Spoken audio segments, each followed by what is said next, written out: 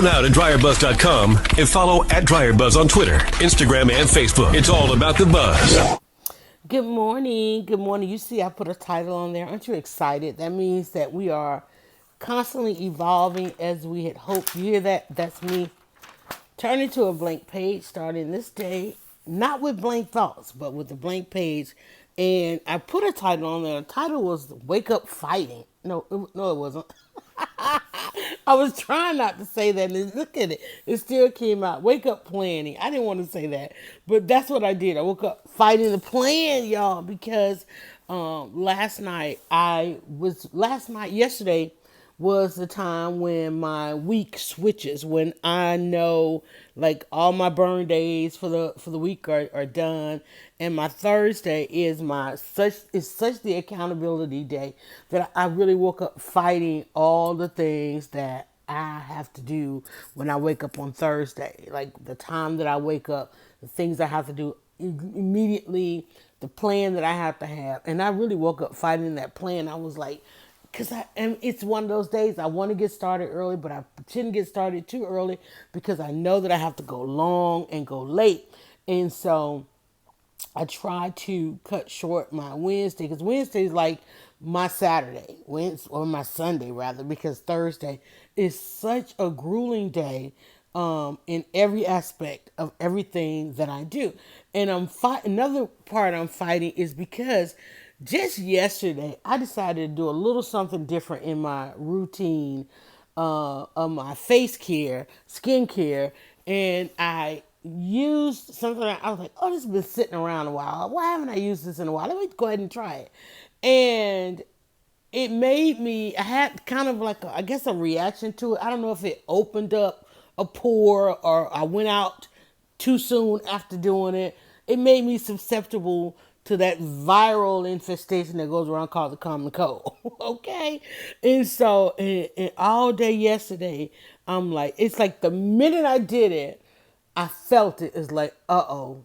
You feel off. And so this morning when I woke up, that I swear to you, guys, and I felt it when it hit me. I know where and what point in my body it entered, and that's the part right now that whole side of my body is like, oh my God, it's wreaking havoc. You like, wait a minute, we just woke up. We're not trying to hear how the common cold enters the body. But I knew the very minute, because it was one of those where I probably should have rinsed. And I'm like, oh wait, I did something a little different there, right? I was trying to leave it on a little bit longer. Next thing you know, it's like, oh wait, what's that? That felt like a germ went in. Like I could feel it literally make its way into my body. Because I'm telling you, if you pay attention to yourself long enough, whether you shake somebody's hand, somebody coughs around you, and I don't mean to sound like a germaphobe or nothing like that, but it's so rare in the occurrences that I do feel bad that I can go back and pinpoint the moment it happened. Like, oh my God, I should have washed my hands after that coughing. But especially when I go out networking, you shake hands and things like that. But no, literally just yesterday, and I know I decided I'm gonna use this product in my face care, and I know I probably should have did that maybe like before bed, instead of, oh, I got some time, oh, then I'm gonna run out of the house, and that's just gonna make it worse. The minute I went out of the house, in fact, the minute I could feel it sitting, because for me, it's a lot goes on in the tip of my nose. I don't know if that's a human nature thing, but it's like that little twinge in the tip of your nose where you go and you take that hand that's been, it's, how your nose itch, especially for those of us that go live. How you see people when they go live, all of a sudden the eyes itch, the nose itch, and you feel something on your nose, or they moving their hair, and you're like, that's why I like to just do podcasts, right? Especially with my first thoughts in the morning, just out of bed. I'm like, y'all ain't trying to see all of this, but I can't do a podcast how to get out of bed and be fully dressed. Well, I want to get to that point. In fact, later on today, I have to do one, and I'm gonna I'm gonna go live when I record it. But anyway, and I want to evolve to that. Get up, put on the full face of makeup, and go how to get out of bed. I don't know if that's gonna happen, y'all. We are full on book 2 into this. I'm sitting here, honey. I got on. I don't do the bonnet, but I got I got some stuff on the head. Glasses sitting up. Y'all don't need all this description. Talk about wake up fighting. But I called it wake up planning because I woke up fighting the plan. I really woke up fighting the plan. I'd hoped to sleep a little bit longer than I did. Let me write that down. I didn't. Dog. I guess planning is fighting, honey. Let me see. I'm about to write something else on here. I'm writing down because we create a word cloud with this. If this is your first time and you're trying to figure out, okay, what is this? You saw it on my timeline, a friend's timeline, somebody done tagged you in it. Just hang out. I'm going to explain what it all is. Fighting. And I didn't want to say wake up fighting because when you wake up fighting, that means that you didn't end the day before. And I'm like, I kind of ended the day, and then that's how I came up with planning because I ended the day according to plan. But what's the biggest fight that we have? We fight the plan. We fight how to do something. I woke up fighting because I woke up with these mentions. Somebody invited me to this group, y'all, that OWN has gone 99% black. We already know, right? Well, they've started this thing called Black Women Own the Conversation. Oh, Lord. Y'all. Somebody invited me. And y'all know I don't do well.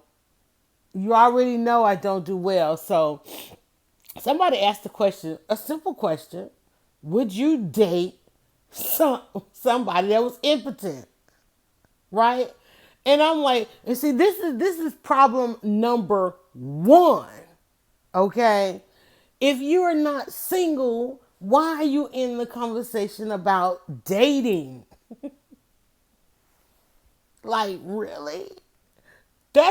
So, and now, mind you, this is a conversation and a question, a query, particularly being asked to black women is what this group is supposed to be. I don't know who the admins are letting in there, but because especially at a time, and I hope it's a truly owned group because we know, the Russians and the data miners, Mark Zuckerberg put out the great commercial. Hey, listen, the Russians came over and got all this information. If you got a business, you need to come and get this information too, right? And I keep saying that time when Mark Zuckerberg testified to Congress, I told y'all that was the biggest commercial Facebook ever did. That was the biggest opportunity Facebook ever did to let everybody know that he is the master of the data. And I keep telling y'all the internet was only created for one reason, and that is to data mine. The money was, well, it's time and money, right? So anyway, so there's this group called Women Own the Conversation because there's this TV show now on OWN. I tried to watch one episode. I was like, oh no, this is about to go down that wormhole. Because I tell you each and every day, a woman could have saved a girl could have saved the world yesterday. It didn't happen. It didn't happen. And it's not going to happen today. I've been blogging 17 years about women, and it's just not going to happen. I'm also producing Leading Women podcast. This is why you wake up fighting, because nobody fights the plan more than women. So anyway, somebody asked a simple question.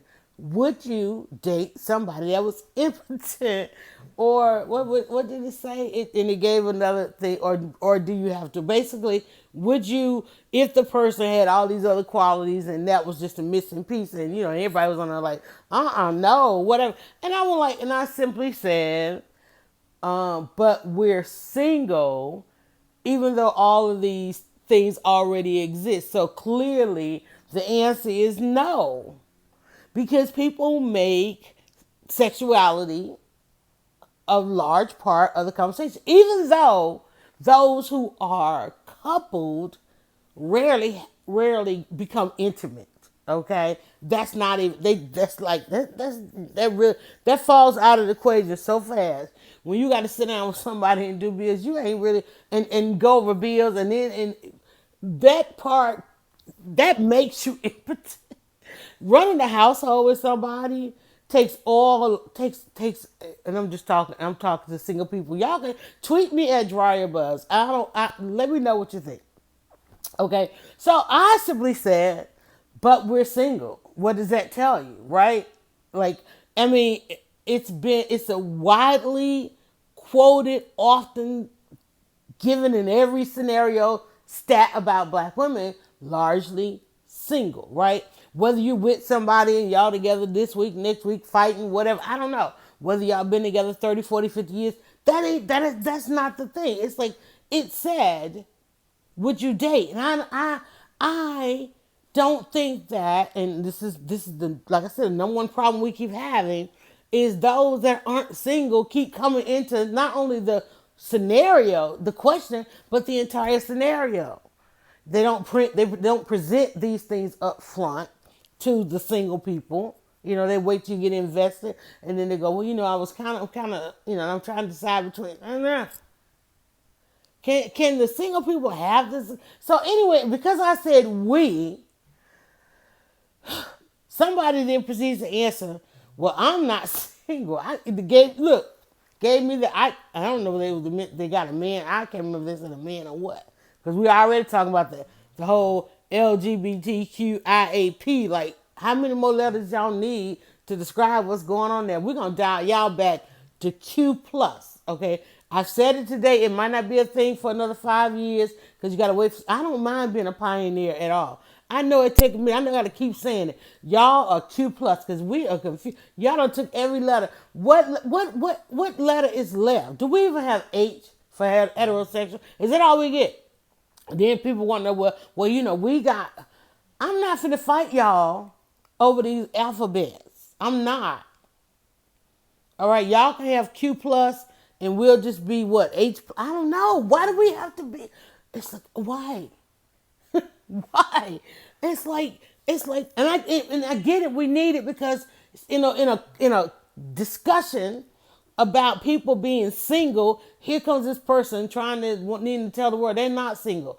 So when you said we, okay, well, I'm glad that you think my we is all of us. See, people keep saying we're not monolithic, but right? I'm glad she saw me say we, and she was like, but I'm with your sister. But no, you're not, because you're not single. So can we have this? We can't even have this conversation. Go over there with the people that's not single, okay?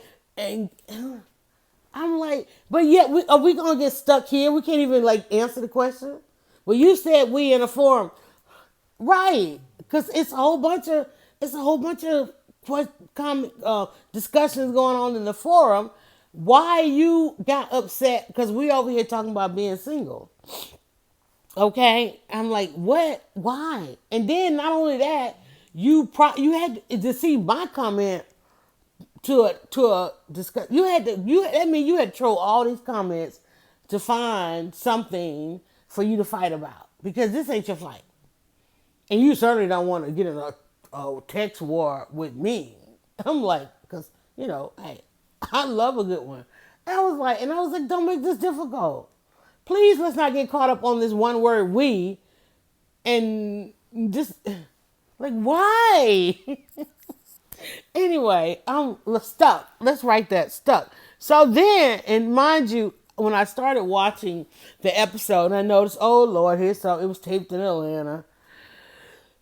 It was taped in Atlanta, so half the people you already know on this show and on this episode. And I keep telling y'all, Atlanta, we need to just stop watching television. We need to get New York and LA and, just stop watching, because all the extras and all the participants, they on your timeline. You're like, oh, Lord. So anyway, I couldn't even get through the first episode. And I think these things are going to continue because, listen, and rather than bash it, which might sound like I'm doing, I just know I can't participate. I cannot participate because that's not where I am. I am beyond seeking externally for things that I need to know about people who look like me and of my gender. I'm not in search of where black women ought to be. I'm not in search of where black women now. Yes, I'm having part of that discussion on leading women, but if you listen to a leading women, we're all about getting beyond that, because, and I continue to say this, because those are all these questions that are in this thing going on this show and in this thing. These are questions that you should answer within one generation. Now, mind you, I understand that's the first broken chain and the first broken link. And I said that, I'm gonna write that down, chain and link, as we are also diving in on Leading Women podcast. We're also diving in into 1619. And I understand that. But I remember, of course, over the years, I have been asked to participate on panels and write books and contribute to this anthology or that one and so forth when it comes to talking about confidence. Okay, let me write that down because that's what it's about, with self-esteem. Now, mind you, mine gets challenged here and there, but I got that one. I got that, what they call that one touch. Angela talked about that one touch, that one generation. I'm going to ask Auntie first and foremost, right? Because we know we don't ask our moms, right? That's something we don't do. Because we mom is a picture show. Mom is something we've been dialed into that since day one. We like, well, I don't know what's going on there. Okay, it feeds me, provides me, takes care of me, but that's the first broken chain, first broken link. Because first of all, it takes a lifetime to realize, well, damn, I was born to my best friend. It takes y'all, and listen, if you still have your mother and you still walking around here, you like, because I was that person, like, no, oh, you look like your mom. No, I don't. You act just like your mom. No, I don't. You speak just like your mom. No, I don't. Man, you and your mom. No. It was And I'm pretty sure my children are doing the same thing. Let me grab my lemonade. Okay, grab that one because I spiked that. We gotta go get some more lemonade, y'all. And I'm pretty sure my girls do the same. I did hella radio shows, hella panels, hella everything. And I used to ask them, did you ask your mother? I remember having a young lady, we did a series of young women who were in search of their father. And we did it with the Fatherless Generation Foundation organization. And we had every fourth Sunday, we talked about fatherhood because we realized that in America, people are crippled with the absence of fatherhood. The minute that absence happens, you become handicapped to a certain degree, especially where there is no stepfather. And unfortunately, in the African American community, where by and large, America is stepfather driven. It is stepfather driven. Okay, you know somebody got a daddy? Ask them. You can ask. Yeah. And I guarantee you, more often than not, the stepfather scenario is going to come into play, even if the names are the same, because that's the first myth. There's a construct in America that when a stepfather immediately comes into place, all the names have changed to give the illusion, whichever one, help me out, tweet me on that one, that the household is of one sound family. But you will find out the names have been changed in America. It is, and we're talking data here. I ain't talking about how Yolanda feel, Dryer Buzz feel. We're talking data here. In America, it is a construct that happens, and it happens nearly 3 times. So your good friend who you looking in, man, they got a daddy. It's probably the third daddy and the third name change, right? Okay. Unfortunately, that's not part of that construct. Doesn't lend itself to African American or Black communities, because women don't often, as many times, if married, don't often remarry and marry to the extent of 3 times. Now I realized this was a thing when I had to fill out this document once, and a good government document, okay? Good government documents will and see, this is why the government don't even know they got all this data. I swear to you, they don't know they got this data, right? What do I do each and every day? I watch who has the data. I watch who's trying to get the data. I'm out here trying to get the data because I want people to come to me and give me money for data, right? How on y'all's behavior, why do I do how to get out of bed, a 7-day-a-week podcast? I'm data mining right here and now. You hit that like button, don't go unlike it, but you hit that like button. We have different discussions, podcasts that you most listen to when we talk about your self-esteem and your confidence. That's why I can be out here telling people, oh, you can't come to Black women like that, right? That's not going to last too long because we don't stay there. We don't stay down. You know what I'm saying? I'm like, here's how we act. Like, I'm not going to stay, like everybody's trying to watch Queen Sugar. I'm not going that deep. Okay, but help me out. Don't let me lose focus. Don't let me lose focus. Get me back. So, now I done lost the place. But where was I? Tell me. Somebody tweet me real quick. at Dryer Bus. Because I really did. I lost focus. I don't know what I was talking about. It's just like that. But we're talking about the step parenting. Okay, so you got to bring me back. So each Sunday we would have someone come on and talk about their journey of finding their fatherhood. And so I filled out this one good government document. That's what I was. I filled out this really good government document. And as a woman, on the gender of the woman, when it got to the mom part, it had for the mom to fill out these 3 times she had done this scenario procedure. And I'm like, what? It literally wanted the 3, not the current husband. It wanted the one before that and the one before that, right? I was like, they made room on this form, long as hell, good government form, for her to put all that information. I'm like, wait a minute, there are people out here that don't have one. Okay, and probably never gonna have one. Raise your hand. Okay, not to look. I'm gonna say we, right? And then if people out here got 3, because customarily the construct is you must marry early. You must marry early. Now that one's probably gonna fail because the construct is you must marry early. So therefore, you must remain above the poverty line. That's America. That's an American thing. America has had enough recessions and depressions that's the construct, okay? You must marry early. We're talking 17, 18, 19, or whatever age is legal. That's why there's a legal age for marriage. You must marry at that point, okay?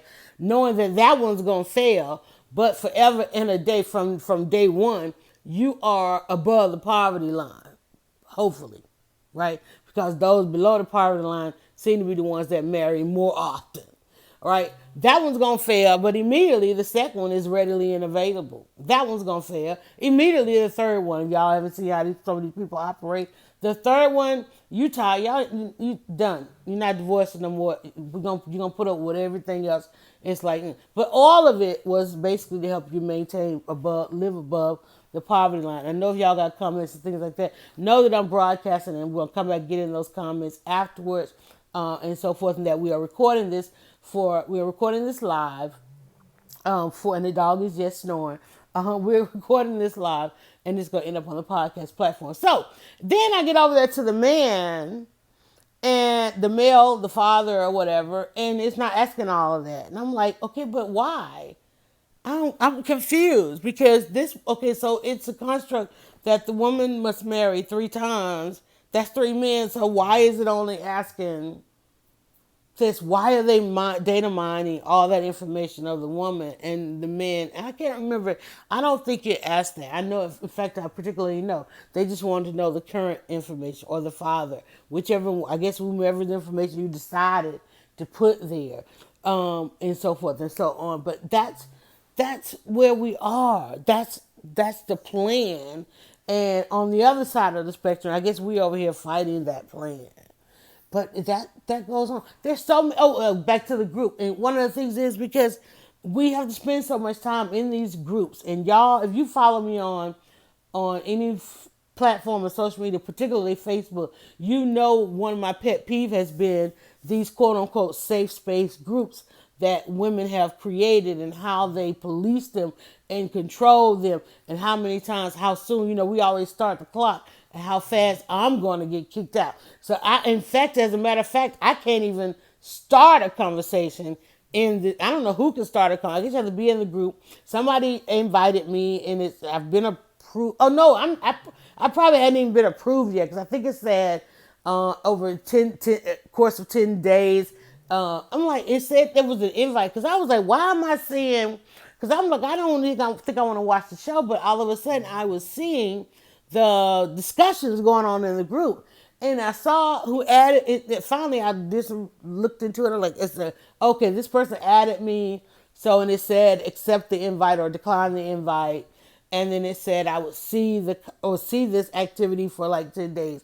But see, I don't know if y'all were at, and I'm pretty sure whoever started this group were not at the Mark. I wasn't there either, but I watched it. It was broadcast.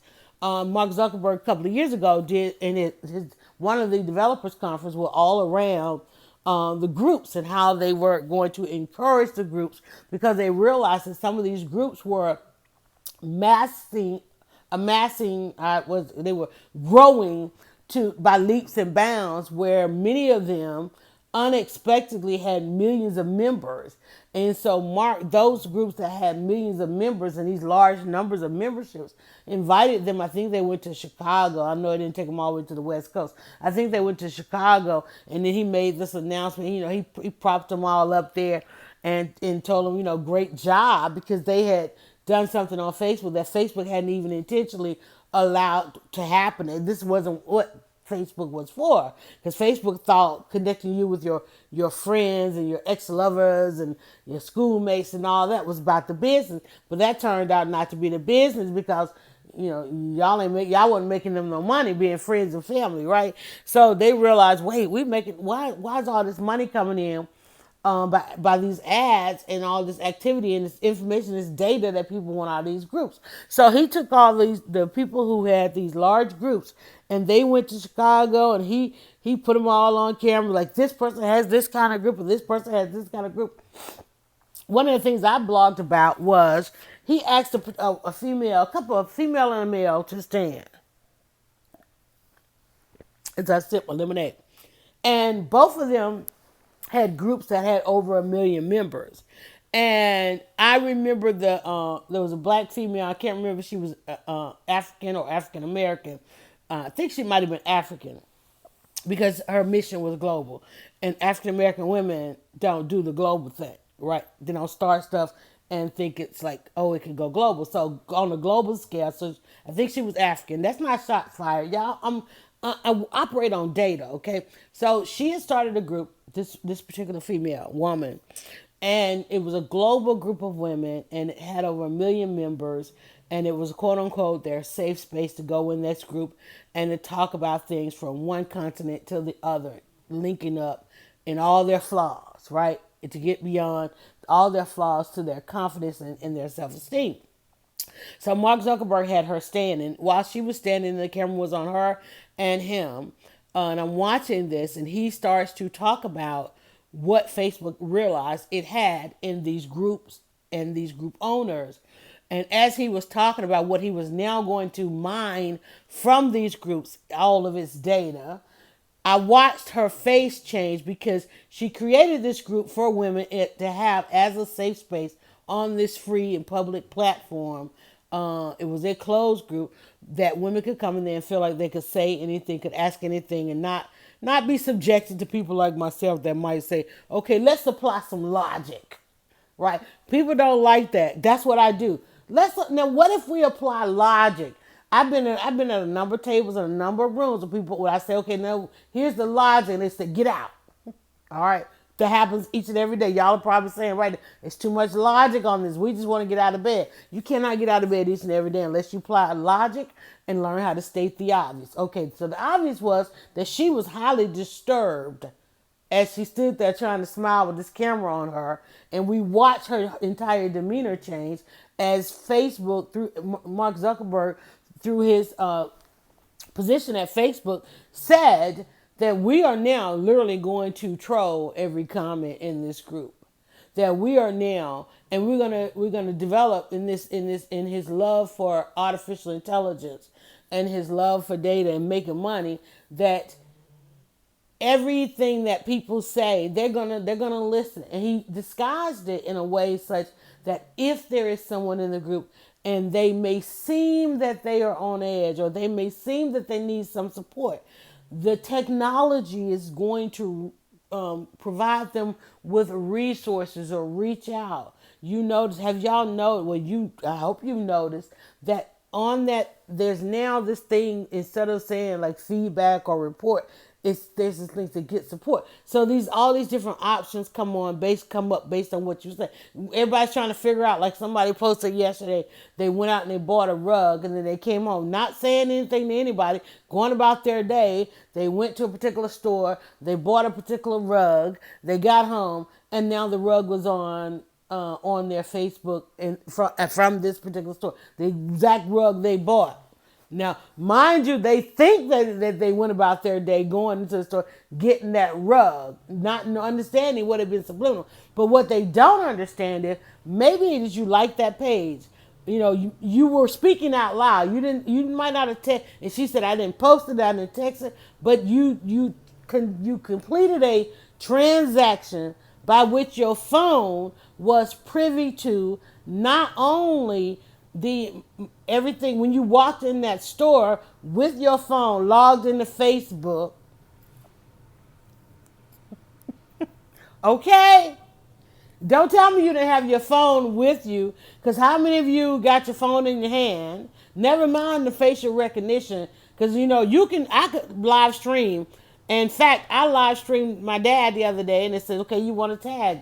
And I didn't even tag him, and it was like, and it still said he was in my video. So now just imagine everybody around you has a facial recognition camera on their phone. I know it wasn't in the bill of sale that your camera was a facial recognition camera. So, you know, you run around here trying to do all this stuff. And like say for instance, Dragon Con, I told my girlfriend, I was like, you walk by a friend, I'm watching a friend's live stream and you all right there in the camera. She's like, what? I'm like, yeah, you right there behind him. Right? Had they been friends, it would have asked him, did he want to tag her? Okay. So you worried about the facial recognition cameras on the street, and while you're driving down the highway, you know, they got them like every quarter mile, a facial recognition camera. But everybody around you, how do you think GPS knows that there's traffic up ahead? It's counting all the phones, I think. That would be the simple explanation. It's like, wait a minute, there's 200 phones in the mile ahead of you, right? You think that there's like some satellite just and somebody somewhere like watching and counting cars? No. Okay, it's your phone and the service that you have provides that data. Your camera, the forward facing and the regular camera, the forward facing and the selfie camera, has facial recognition technology. Now, all this technology didn't work on black people. But then we had that one black, we were like, ooh, cool, it can't detect us. But then we had that one black person that got mad, wanted to sue, who was it, Google or somebody. The facial recognition doesn't recognize me because I'm black. We were like, dude, sit down. And they were like, oh, we must go and update the technology. Now we can all be identified. Like, see, y'all be trying to do too much. We were right there. We were right there. And dude over there want to play in his camera, and like now all of a sudden he can recognize black people. Ugh, make me mad. I was so mad that day when I saw him, that post. I'm like, what? Sit down. Why you want to be seen on camera? But one thing about it, we do need to be recognized on a facial recognition camera, because as soon as they come to you trying to wrongfully accuse you or something, you better know. Let me tell you, at 9:02, and where were you at? Oh, you better pull the camera. Pull the camera. I need to see pull all of them. It's gonna tell you where I was. There are more people. There's less false and wrongly accused people today simply because of their phone. I watched the case where they were trying to get this guy, and he had that thing turned on his phone where it said, which even though you don't check in, and it is like literally tracking your every. He was like, nope. That's why they be like, give me your phone. Nope, the phone stays with me, honey. I'm telling you. So, and I know everybody's like, please don't get that chip. I don't know. Because it's different with black folk, honey. We need to be able to know where we are. I'm like, sir, where am I? Okay, I'm just saying, don't tell me, sir, not right now. But anyway, because sir will tell you, you are, and give you your entire coordinates. Okay, but let me we're planning, we're fighting. It's like it's a revolution. Write that down. Why does it sound like these very simple things that I'm talking about is in fact a revolution? It is. Everything is a revolution when it comes to us. Me saying we in that simple dating conversation. It's like it's a dating conversation. You got a man. Why are you in the dating post? Why do you consider yourself part of the we when I said we? I said we to those who ought to be in the conversation. We can't have the conversation because even though you got a man, you over here hoping to find another. Because apparently, according to that good government document, you might have one, but you're always looking for the next. So maybe she was over there looking for the next. That's why she thought of herself as we. She's like, well, it's a forum. No, it's a forum where each conversation is apropos to those, is relevant to those in the description. It said, would you date? You're not single. Why are you trying to talk about what you would date? Come on. Okay, what was the other thing I was talking about? The groups, right? So I went out there. You can go on YouTube because I did a whole podcast on it. Because watching this sister's face change when Mark Zuckerberg said that artificial intelligence and the bots and everything would be all up in her group. So therefore, if a woman said this and one of the members, if a member said this or a member said they were feeling down and they would be quickly given these identified and given these resources and so forth, and that they were gonna, I'm sure like me, she was interpreting that was, wait a minute, these things are reading every comment because these are women who are coming here who feel like they're in a safe space, have been told that they're in a safe space, and they could talk about any and everything. And you mean tell me you're over there compiling the data? And I said I hope she's compiling the data because in that moment, beyond those two, that scenario, when I thought about the data, because he said the same data that that Facebook would have access to, the group owners would have. He was telling them, well, now you would have more information about the members in your group. And I was like, whoa, because I know that particular data, if you have an organization or a foundation, those things, and don't get it twisted, any organization out there can only get funding based on the data that they're going to provide. Nobody's out there just trying to give you money to save the world. It's like, okay, how many will you save? And even though you have the resources to save the world, how many will you not save? Because the people make money on people who don't get saved. People make money on people who don't apply logic. You don't make logical people aren't worth a dime. Okay, so he was saying to the group, and this whole thing with the hackers and the Russians and controlling the election, saying that the Russians could control the election, it's said in the hopes that every politician would realize, well, if you take some of your political dollars, which goes into the billions, if you take some of your political dollars and put it into a couple of things going on Facebook, that same information valuable to somebody who wants to impact their election from outside the country, you imagine what you could do in a local election, in a statewide election, in a national election, right? But then people don't get it, and I know Mark Zuckerberg was like scratching his head. It's like, how do they not get it? Why are they not getting every political dollar?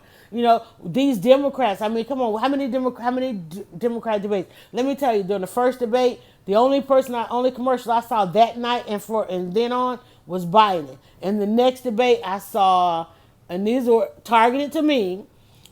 Okay, don't get mad. It was Biden, Castro, and Corey. Those are in the next one. Okay, the women candidates, I don't think I saw anything. I saw a couple of posts. I think I saw a post about all the women, but none of them targeted me. And I'm like, I'm sorry, if you don't target me in an ad, you're not getting my vote. You're not. I'm sorry. I need dollars spent on me. Okay, particularly to me if you want. I'm just saying. But I need to see that. I need to see that outreach because I'm not going. And I know we're supposed to do our own due diligence and find our candidates. And I got that. I get that.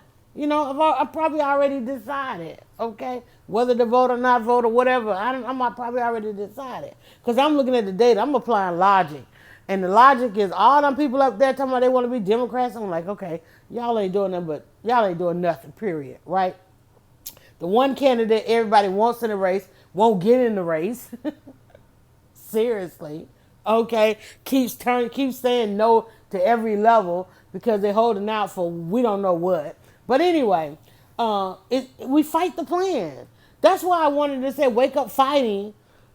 In essence, I did, because when I said let's plan, wake up planning. How many times have you been at a table to plan something? Did it all? It always turned into a fight, unless you were there. Even when you were there alone. I'm right now having this conversation in the room by myself, recording it, sharing it out to y'all. Before y'all even put your stamp on it or your stink on it. Ooh, stamp it or stink it. Oh, that's another one, y'all. We gotta go with that. Somebody tweet me that side, because you know I'll forget it. Okay, before you put your stamp on it or your stink on it. Let me say it again. Before you put your stamp on it or your stink on it. I like this thing y'all been saying, stinking thinking, right? Okay, put your stamp or your stink on it. You're probably fighting with yourself. I have written down planning, fighting, stuck, chain, link, confidence, self-esteem, revolution. It sounds like I'm having a revolution over here simply because I'm trying to plan. I'm trying to plan. Thursday in my entire week, Thursday is my most productive day. It's supposed to be my most productive day. If Thursday doesn't go according to plan, then everything else will either be trying to get caught up, capture it, or just go in there and say, look, this week got to fail, got to burn it, right? Because it all, I chill. You see me, you see how my chill goes, but not on Thursday. Thursday is I am all in on Thursday. I get it done on Thursday, y'all, and so that I can take it easy on Thursday, Friday, Saturday, Sunday, Monday is basically my week. And Thursday, and then I do a little less each and every day, so that Tuesdays and Wednesdays I get to chill. That's my weekend. Because as a blogger, and basically that's how I want my week to go. I've waited all my life to be able to not have to just wait for the weekend in order to live. And so that's how it goes. But it is a fight. Every plan is a fight. That's a good thing and that's a bad thing, because you have to figure out where you're stuck. Because you're only planning because you don't want to get stuck, or you're trying to unstick yourself, right? So that's what wake up. I think I'm gonna change it back to wake up fighting. Wake up fighting. And I didn't want to say wake up fighting because I didn't want to say go to bed fighting, right? But you wake up, you do start fighting the very minute you take that breath, and you like, because you got to get into this day. You got to make the day what it is. And just what you're trying to do today, all those places I just took you, all those places we just went, that's what it takes each and every day. And if you think there's somebody out here, it doesn't take all of that, because I'm only stating the obvious. I'm only applying logic. And if it doesn't take all that for you, you say, oh, it don't take all that for me. I guarantee you probably, at some point, it did. It might not now. You might be at that point. Like I'm talking about old girl, like I was telling them, well, some of us are still at that point trying to decide that very thing about dating. What part of this, the person can have all of this stuff and just that one thing. We walk away from that, not that, just that one thing, but we usually walk away because of one thing. And we do sit in it and go, but wait, it's this and it's this and it's that. It could be all those things, but that one key valuable thing could be missing, and everything else keeps bringing you back to that point. You just don't want to be that uncomfortable in life, because you feel like, well, this is a one shot thing, and people are particular about. Some people are particular about wasting their time. Some people are particular about having to start over like all the time. Wait, we got to reset again. We got to start again, and yeah, that time adds up. But how much of it have you just been emphatically happy? Y'all know I am only trying to get to that point where I can figure out, I want to feel what emphatically happy feels like. And please tell me I don't have to live all of my lifetime trying to figure out what that is. I know they out here trying to make America great again, and everybody's like, okay, when was that? So we'll know, because if we know, we could just go do that. Let's just go do it, right? And then everybody's like, well, it was this, it was that, and it was that. No, it wasn't that. It wasn't, it certainly wasn't that. Wasn't then. So what is that? And if you ask me, and nobody has literally asked me. In fact, I've only been shooed out of rooms. Shoot. Like, I've only been shooed out of rooms when I've been invited to the table. And I'm like, okay, is this going to lead to somebody being emphatically happy? And they're like, Are you trying to apply logic? Yes. Get out. There's not been a time in my life where I have said, let's apply some logic, and I'm still there. I am there's nowhere that I am right now consistently still. I'm still dryer buzz. There is no space. I'm still a mom, and they at times have shooed me out. I'm not even. They got a whole group text that I'm not even allowed in because they know she gonna come with that logic stuff, but they don't know that I have been embedded part of that in all of them, so they do it to each other. But I'm just saying, there is nothing in this moment, at this very moment, there is nothing that has continuously existed in my life for the time, because my one requirement is I've got to have some logic. We gotta deal with what we gotta deal with the obvious, and we've got to deal with the logic of it, right? We gotta plan. I love planning. I love executing a plan, and I know that executing a plan takes a fight. The only plan that I have tremendously and successfully been able to execute, and that was Dryer Buzz. Even my son at 4 years old came to me and said, "Mom," because he was born into a lot of my plans, and after 4 years of existing with a lot of my plans sitting on my either on my hip or in my lap, looked at me and said, "Okay, Mom," because in my living room, I'm gonna tell y'all this story time. In my living room was one of the plans. It was a gift basket business, which was one of my first websites, right? The first one, in fact, the first business entrepreneur. It wasn't my first entrepreneur endeavor. Don't let me lie, but online, it was my first online entrepreneur endeavor. Was this gift basket business? So in my living room was this workspace that included all these essentials. Like there were these chocolates and the sausages and the cheese and the all everything that would make the most awesome gift basket. Well, let me tell you, I wasn't that creative. I made an ugly gift basket. So I outsourced it. Like, okay, I had a couple of friends that were like just great at it. Remember, we always talk about your friends don't support your business supports your friends. So I had some friends, I'm like, listen, girl, I'm gonna get all this stuff, make this basket. I'm gonna pay you to make this basket. You can get some commission and all this kind of stuff, right? Your business supports your friends, right? So in my living room had been taken. My living room looked like a warehouse. I had all these boxes.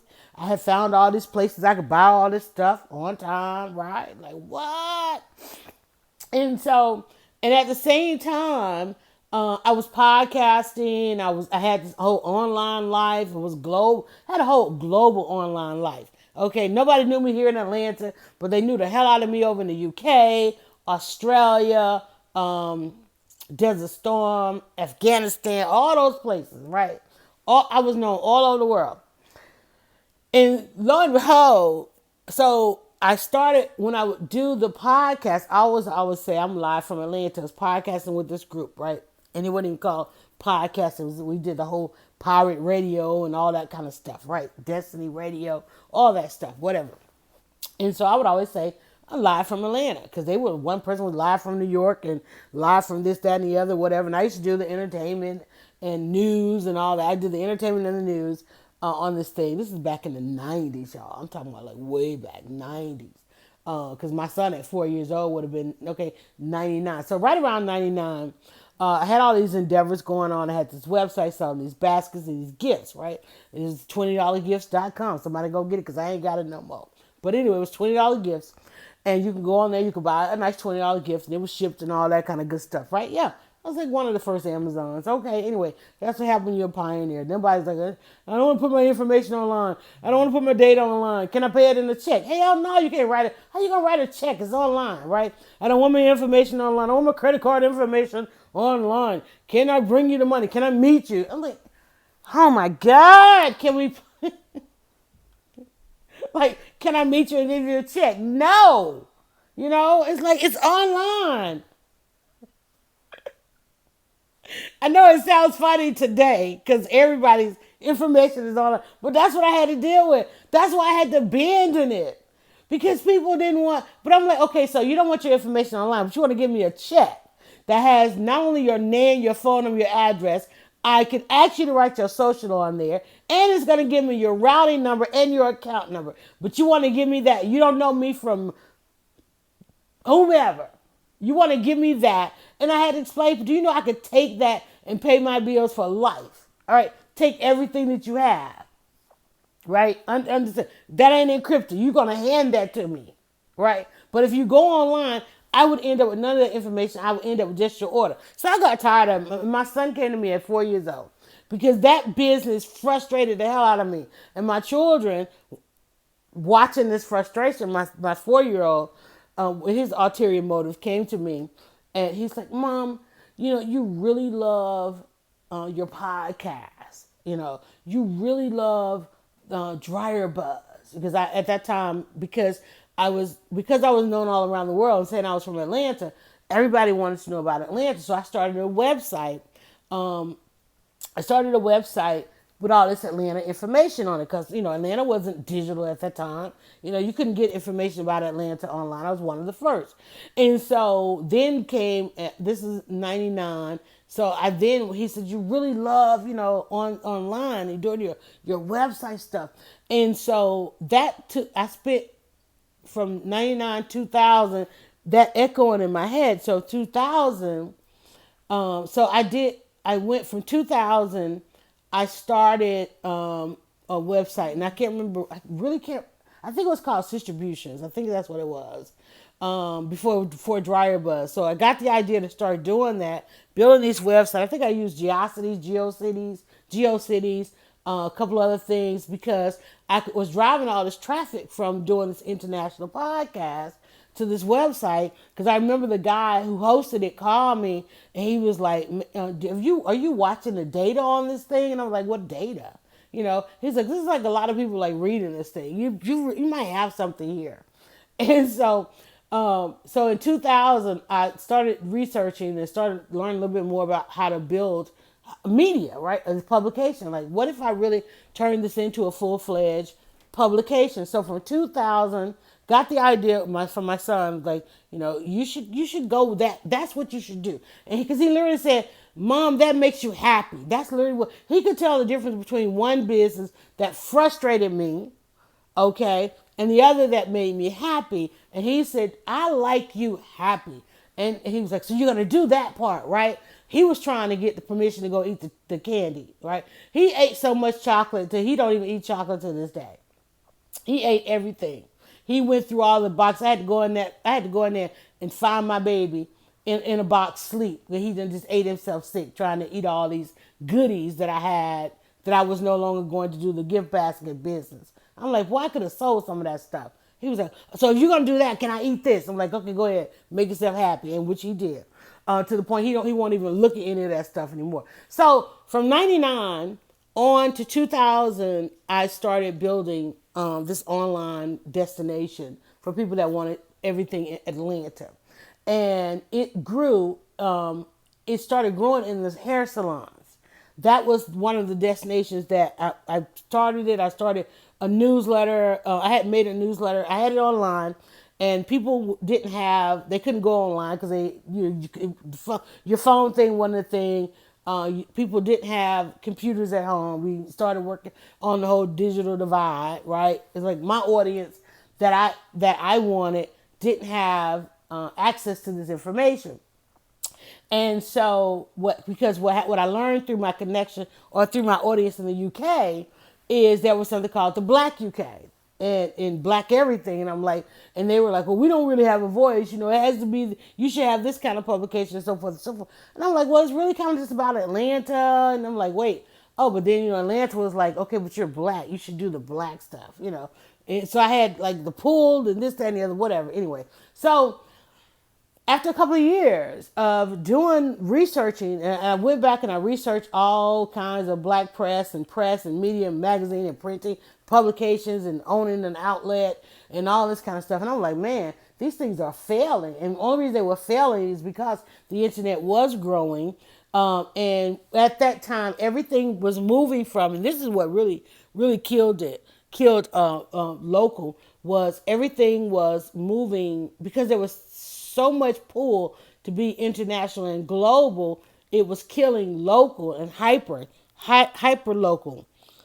Because I remember as I was talking with the early sponsors and I would say, well, it's, it has a local appeal. And they were like, no, we kind of want the global thing now. And then you start trying to go, well, look, I got global because I'm known all over the world. I'm like, I'm trying to become known where I live, and that's where this thing is going. Of course, being ahead of the curve time and all that kind of stuff. And all of a sudden, it's like it's just like, phew, things have changed. And so because people couldn't read it online after 6 o'clock, meaning after they got off work, we start trying to figure out, well, should it go ahead and be a glossy magazine or a print magazine? Clinton was president. Businesses weren't spending as much in advertising because they were trying to hold on to their business because Clinton was killing the country. Everything was changing. Everything was changing in that time. And so I'm like, well, wait, these larger entities are failing because they don't have a digital aspect. Why don't I just do it digitally? Then I don't have to take those risks of starting and failing and stopping, because all the research and all the data, it was showing that this pivotal failure was coming, this recession, this depression, especially as it related to publishing, was coming. Everything was going, we could see it. I could see it. And I tried to warn everybody. It's like, it's going to fail. It's going to change. And so I was like, well, I'm just going to go ahead and go digital, because we can't be going broke up in here. Okay. And I did it. And 2 years later, and all that research and started and so forth, it grew. The way we were disseminating it and putting it out there, it grew in the salons and in the barbershops and in other places, nightclubs and all this kind of stuff. And Angel whispered in my ear, "Dryer Buzz." I heard it just like that.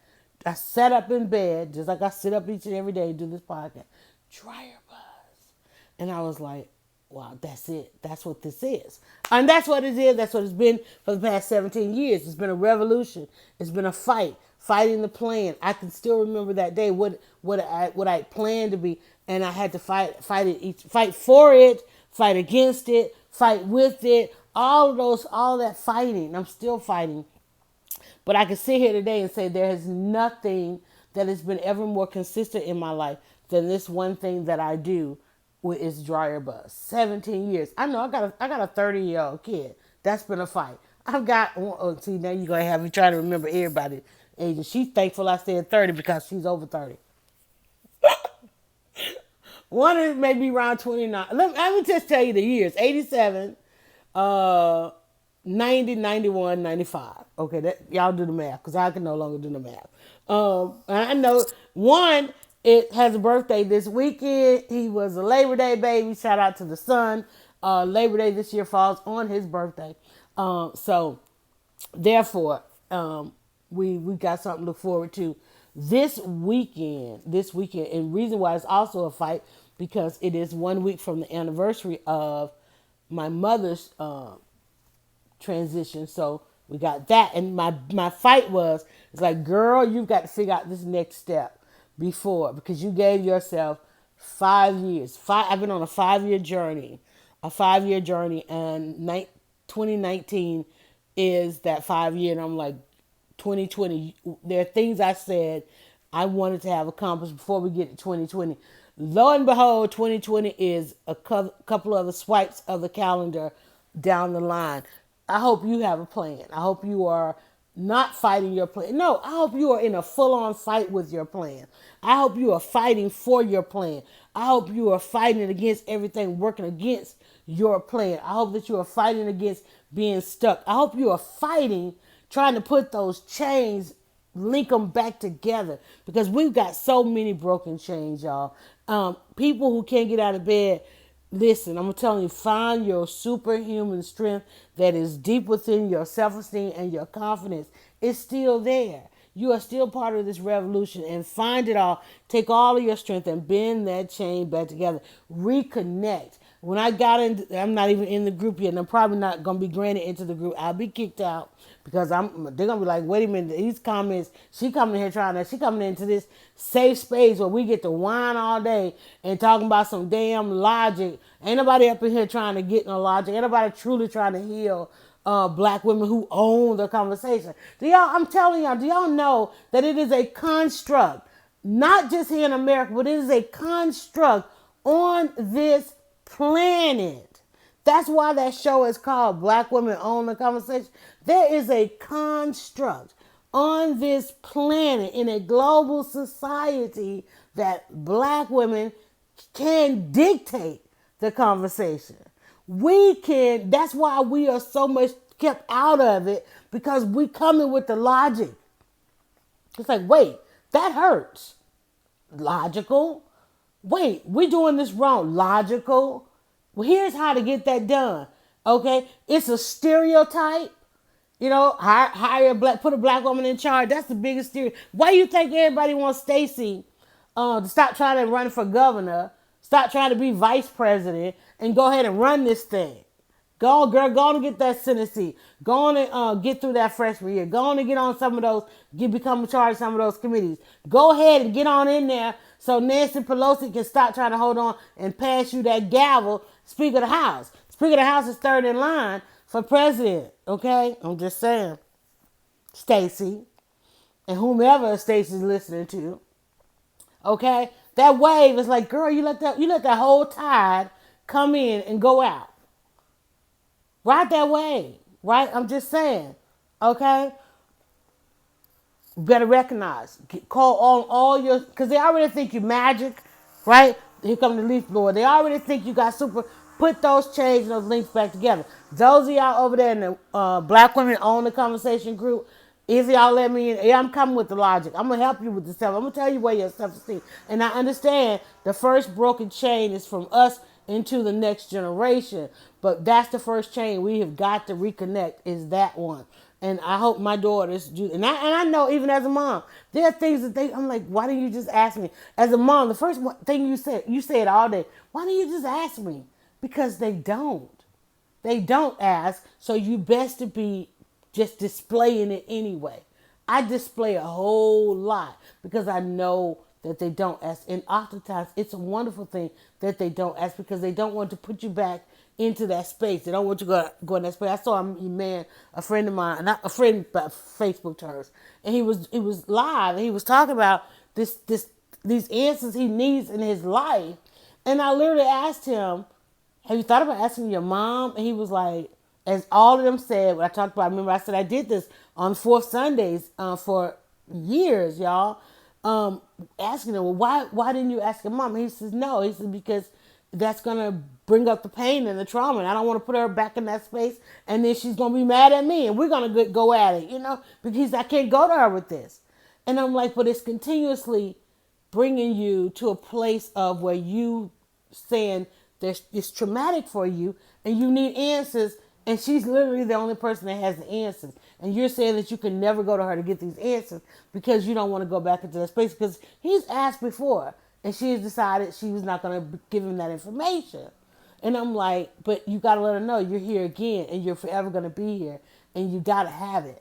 You got to have it. And even if she doesn't get it, somebody, the right person, seeing you continuously asking for that and pushing for that, will step forward and step into your life and give you that information. She might not be the one to give it, but everybody's got to see you continuously desiring it. And maybe even from him coming on, going on live and being as vulnerable on Facebook, maybe a friend of hers or somebody, if you need it and you express it out, that's it each and every day into the universe. Everybody said it. Every expert out there said it. The universe is going to stop what it's doing and make sure you get it. That's why I say you got to wake up fighting. You got to wake up fighting, and you got to wake up fighting in the planning, and planning the fight and fighting the plan. I'm telling you, you're going to get it. The one thing that I wanted more than anything to do as a passion and as with my creativity was Dryer. That's the one thing. I'm like, I've had some jobs, y'all. I've had some careers. I know some people. I could have one right now. I won't put that out there The one thing I really want to do with all of my days, is create this content. All of my days, y'all. I'm sweating you. And I've been blessed to do it for 17 years. There ain't a company out there that can say they've had that much of my time. There's nothing other than my children that have had that out of me, because I said in 1919, no, damn, Lord, I went back. I'm studying the last century, y'all. I'm sorry. I'm studying the last century. I'm researching the last century. 1999. God damn, that's another one. 1999, and here it is, 2019. I gotta go look that up. Damn, my son said to me, Mom, that looks like it makes you happy. That's what you need to do. That is what literally makes you happy. That's what you need to do. Because I was in that moment looking around at all the things I was going to do. And I probably was just thinking, and I remember I was sitting on the steps. And if I sat on those steps, I was probably contemplating quitting. I was probably contemplating throwing in the towel. And I remember him getting in my face and saying, dude, that makes you happy. That's what makes you happy. He liked seeing me happy because he had been in my lap and on my hip through all of this stuff. That makes you happy. And I'm like, whoa. In 1999, it's 2019. Whoa. And I'm going into 2020. I'm taking Dryer Buzz with me. We're going to get out of bed with it. 5 minutes over. We're going to end this podcast. But I could not podcast, cannot do it. There's no way I could do it without some support. When I say your friends and your family don't support your business, your business supports your friends and family. This podcast, in exchange, offers support for the support that we exchange to Natural Soap by Zakia. Let me tell you guys, going forward, if you are wanting to get in, how many of you are aware of this beauty business stuff that's going on? People out here making millions, okay? And I'm not one to like say, oh, do this 7 figures, 6 figures, 5 figures, all that kind of stuff. Family businesses are the way going forward. It was how we started in this country, y'all. Okay? And we've been doing a podcast. We've been talking about it. Your family and friends don't support your business. Your business supports your family and friends. Natural Soap by Zakia has an arm, has a side where you could learn to make natural soap. And if you're concerned, y'all are lining up around the block to eat plant-based chicken. You line up around the block you line up to eat real chicken too. But no, people lining up each and every day to go get, I want to say plant-based, I'm about to say fake, plant-based burgers. You're cognizant about what you're putting in your body, your skin, what you're breathing, and doing in your home. If you hadn't thought about that, you need to start using natural soap. Because that's the first part, okay? If maybe you want to buy some natural soap, or you want to learn to make some natural soap, maybe you want to start a natural soap or a natural beauty business. You've seen people go. Carol's daughter started in her kitchen, okay, and then went on and got some celebrity clients and caught some of that good funding and investment and became Carol's daughter. I remember when the press release went out that it became a $1 billion business. We're there, and I don't know how long we're gonna be here. But if you like, maybe let's start thinking about the holidays. Maybe you need, not maybe. Okay, we all need some extra holiday money, even if just for the holidays. You got kids, you just sent off to college. You just went and took them to college. Guess what? They got to come home in a couple of weeks, right? You're gonna need airline money. You're gonna need. Some of them gonna have to bring all that stuff back. Because sometimes the dorm is like, look, y'all need to take some of this stuff home because y'all done been here a couple of months and downright destroyed it. We got to fix it. I mean, I'm just saying there's expenses. I know. When I said wake up fighting, there's expenses coming from everywhere. So maybe you're thinking, what can we do as a family? Like around here, what can we do as a family so that we can have a business that supports the family? Maybe you're thinking about making some natural soap. Maybe you're thinking you could get a few customers. You could if you're looking like maybe your budget needs a couple extra $100. 1,000 here or there, you know. You could do it if you learn to make natural soap. If you go to naturalsoapbyzakia.com, you're going to see something called Live Soap School. She was on just yesterday. If you're on Dryer Buzz, we just shared a video where she was showing how to make natural perfumes and colognes, right? From natural scents and oils and all those kinds of things. And people watch that episode, ordered the kits, and guess what they're going to be selling this holiday season? The number one thing that's selling online are natural products. Y'all, look around. I'm telling you. So, you know, if you're good with that math, and you're good with, you know, you're creative in that way of mixing these things together and coming up with all this different stuff. I wish I was. I wish I was. Okay, I'm telling you. Especially if you're thinking about you want to spend all this money for the holidays, but you don't want to empty out your savings. You don't want to have to work all that overtime. You want to spend more time. And see, that's the thing, especially as a mom. That's one of the things when I had all those endeavors going on, is because I wanted to spend more time at home. We are just now in 1999. I wanted to work from home. I wanted to be at home with my babies, right? They were babies, y'all. And so here we are in 2019. I just saw a post yesterday of somebody saying they're getting ready to start working from home. It's like I've been doing it. How many years is that? 30? No, 20 years. I can't add. Okay, 20 years, right? With Dryer Buzz, monetizing blogging and podcasting. I've been able, I might have had another job as well, but I didn't have to work 2 and 3 jobs outside the home. I started Dryer Buzz and the gift business because I didn't want to work the 2 or 3 jobs that it takes to live in America nowadays. I didn't want to spend the other 2 jobs outside the home, which I did. I had my day job, night job, whatever, and I had a couple other part-time jobs. Like, listen, I can replace this income by working from home. So I'm just saying, if you're looking for that kind of adventure, that kind of endeavor, that kind of boost to your budget, go over to Natural Soap by Zakia and check out the Live Soap School. She's got all kind of courses that explain all this process. She's got all kind of video out there you can watch and see how easy it is to get done. So maybe you have like something on your vision board and you're trying to figure out like, how do I get to start taking those trips? How do I go back to school? Find time to go back to school. You sell something. How do I pay for the kids' tuition? Even if though they got scholarship, they still got to, because there are kids out here that are getting amazing scholarships, but they still hungry. They still got to pay for this. This family still got to do that.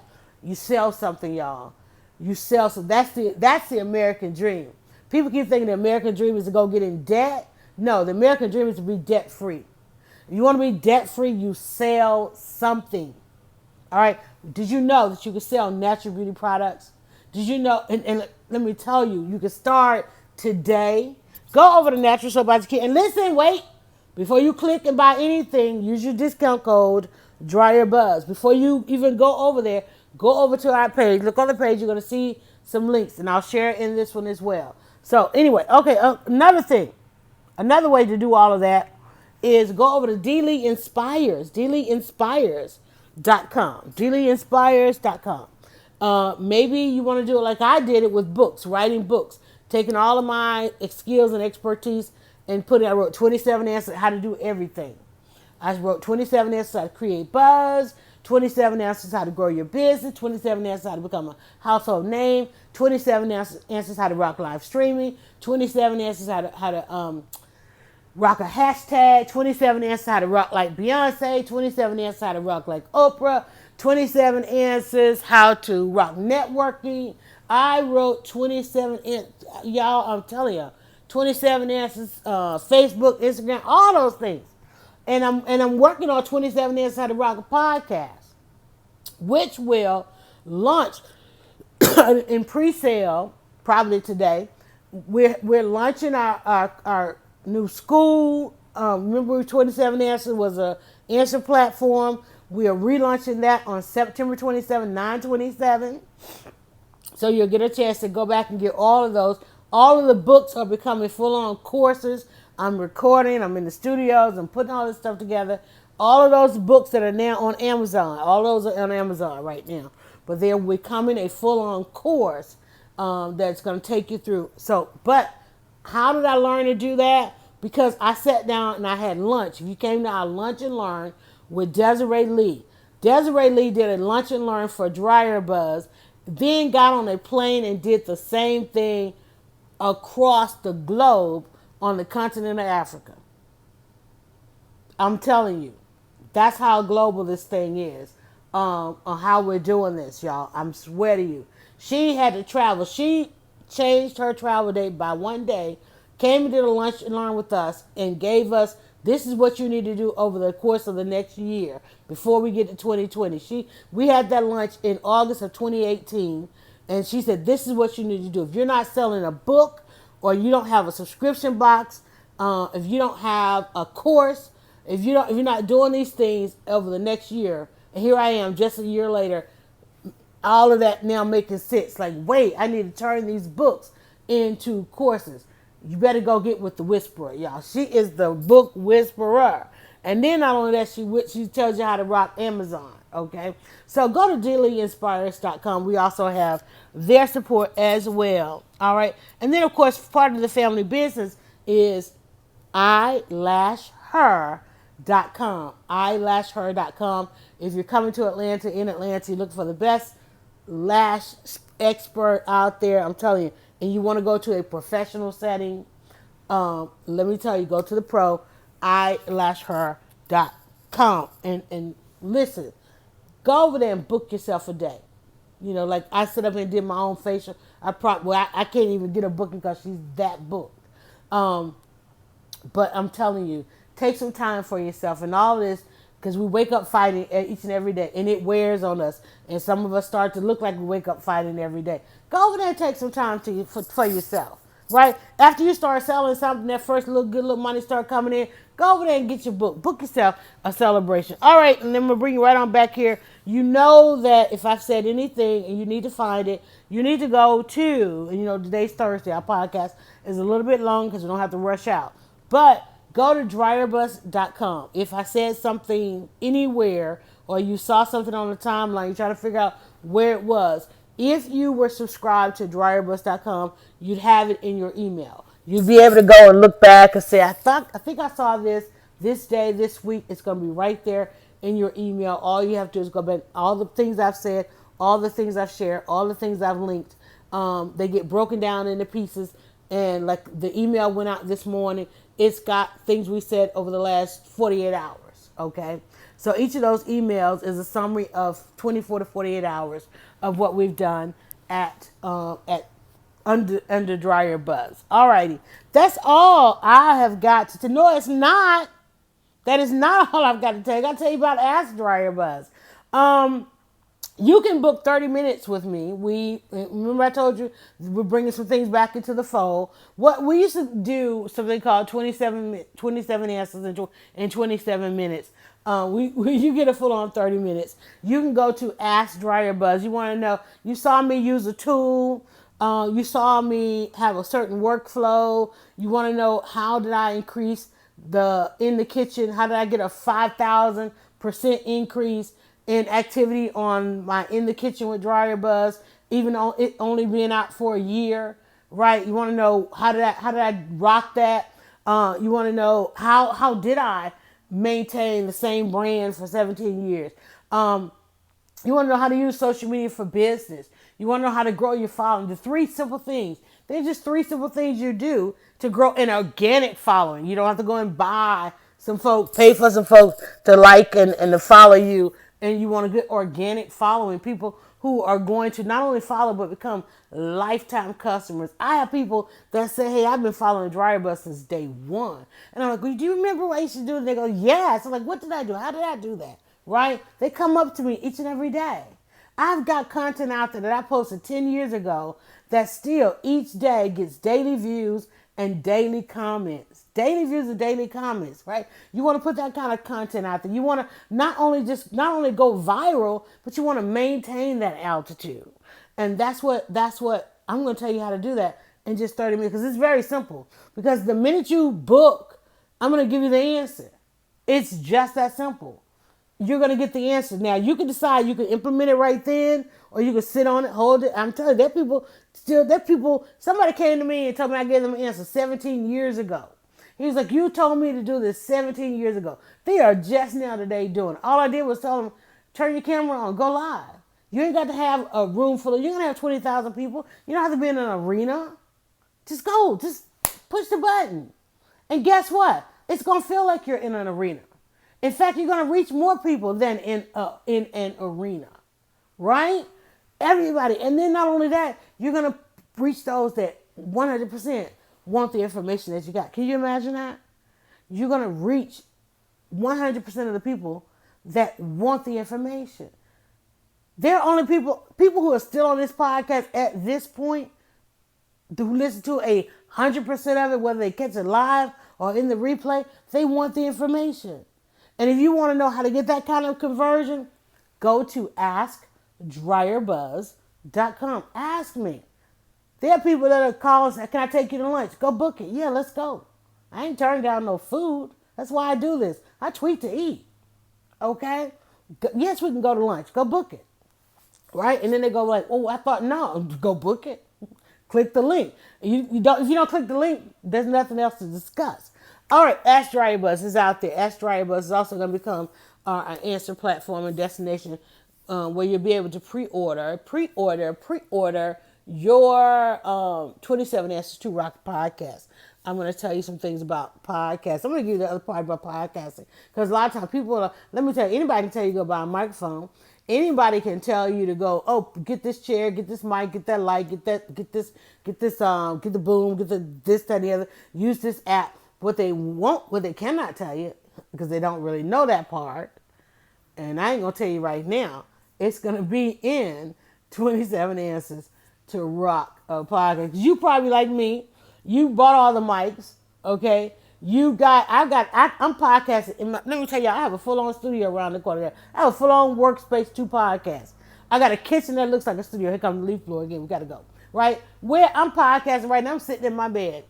I'm sitting in bed with a journal in front of me, my headset on, and my phone right here. My family's quiet. The dog is like, she's still going. I don't know if the dog eased up out of here or not, right? It's like I have made this a part of my life.